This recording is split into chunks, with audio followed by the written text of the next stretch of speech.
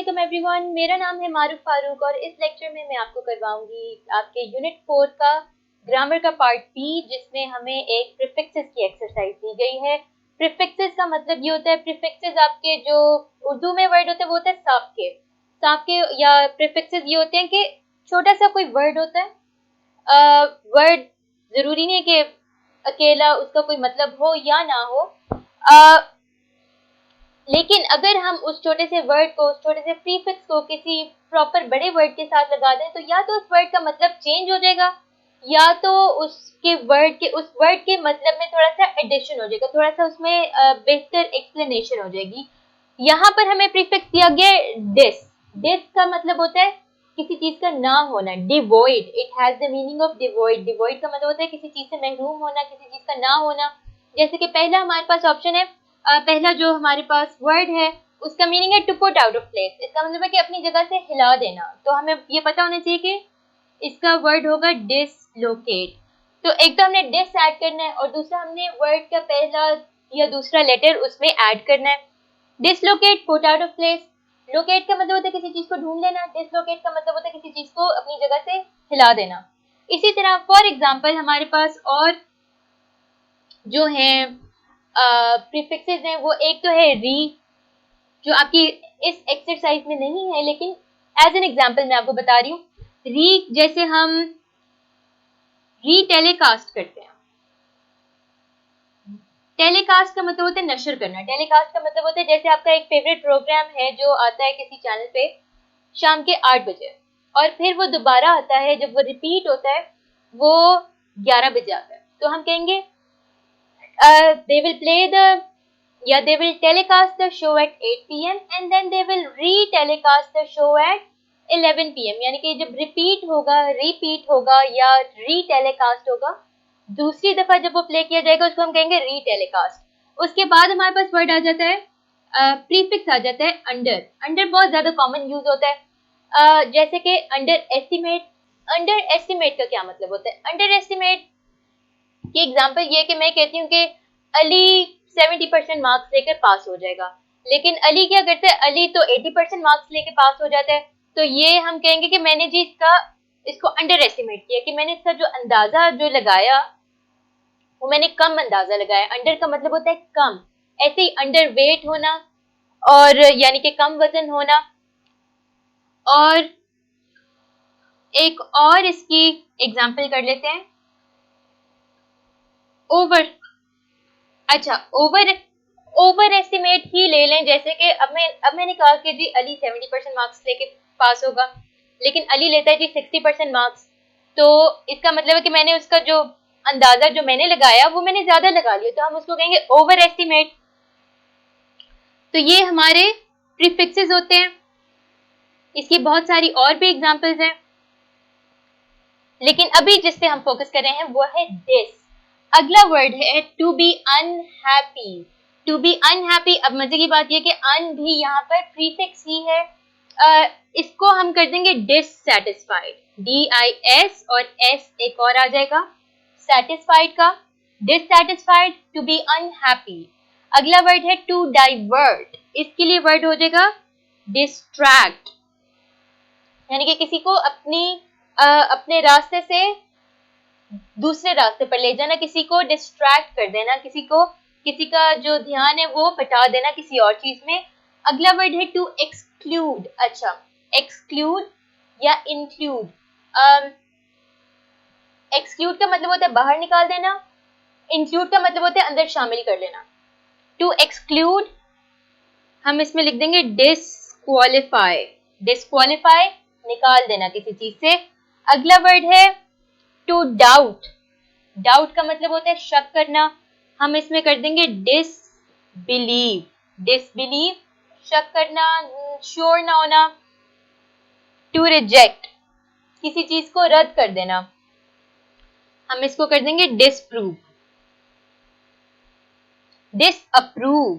Disprove भी एक word होता है, ये हमारा होगा डिसअप्रूव। डिसअप्रूव का मतलब है जैसे आपने किसी को दरखास्त की है कि ये काम कर दें और वो आपकी दरखास्त को डिसअप्रूव कर दे कि no I am not going to do it, खुद करें जाके। ठीक है, अब हम इन वर्ड्स के सेंटेंसेस बनाएंगे।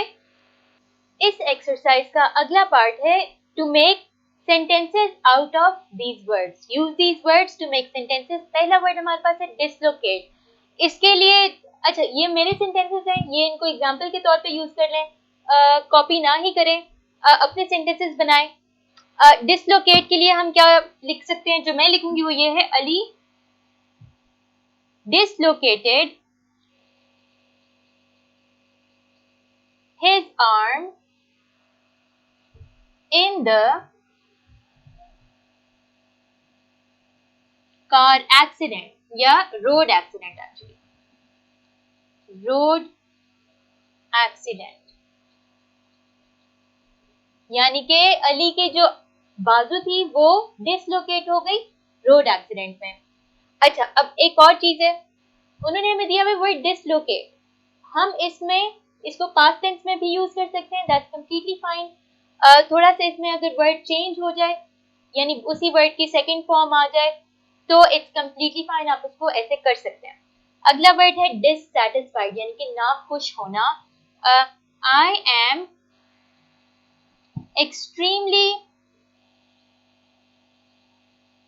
dissatisfied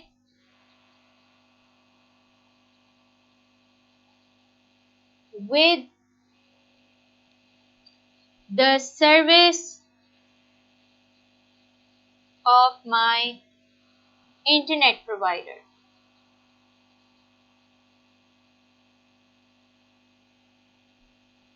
कि I am extremely dissatisfied with the service of my internet provider, कि मेरा जो इंटरनेट प्रोवाइडर है उसकी सर्विस से मैं बहुत नाखुश हूँ। हम सबको पता है कौन सा इंटरनेट प्रोवाइडर है। अगला वर्ड है डिस्ट्रैक्ट। डिस्ट्रैक्ट का मतलब होता है किसी बंदे का आप ध्यान बटा दें, किसी चीज से जो वो काम कर रहा है उससे डिस्ट्रैक्ट हो जाए। तो इसमें मैं लिखूंगी Hiba keeps distracting me from my work। कि Hiba keeps distracting me from my work। अच्छा, अब मजे की बात ये कि डिस्ट्रैक्ट है, डिस्ट्रैक्टेड भी सही होता है, डिस्ट्रैक्टिंग भी सही होता है, यानी कि अगर आप किसी सेंटेंस में उसमें ing ऐड कर दें, ed ऐड कर दें, that's okay. Hiba keeps distracting me from my work, Hiba मुझे मेरे काम से बार बार डिस्ट्रैक्ट कर रही है, करती रहती है। अगला वर्ड है disqualify. The contestant who cheated in the कोई भी कंपटीशन लिख लें, in the game show was immediately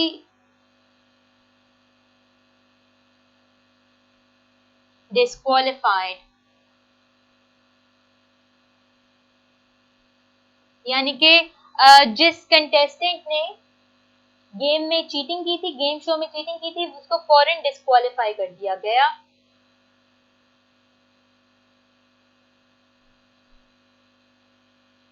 अगला वर्ड हमारे पास है डिसबिलीव। डिसबिलीव का मतलब होता है शक करना। हम इसमें लिखेंगे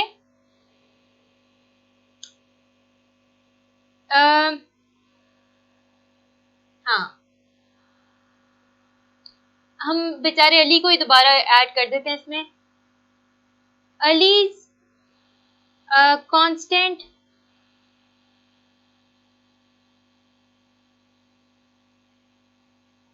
Ali's constant lies keep making me disbelieve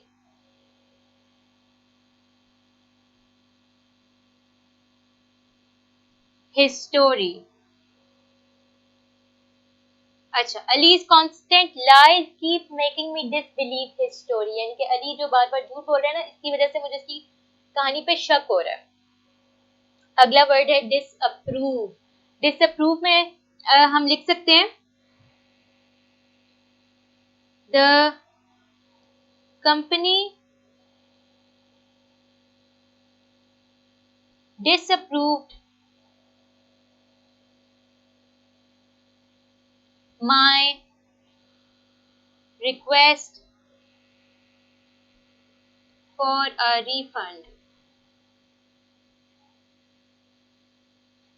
यानी कि कंपनी ने मेरी जो रिक्वेस्ट थी, मेरी दरख्वास्त रिफंड के लिए, मेरे पैसे वापस लेने के लिए, उसको रद्द कर दिया, उसको डिसअप्रूव कर दिया। ये हमारे कुछ सेंटेंसेस हैं जो आपकी एक्सरसाइज में दिए गए हैं। इनको प्रैक्टिस करें। मैं आपसे मिलूंगी अगले लेक्चर में। तब तक के लिए अल्लाह हाफ़िज़।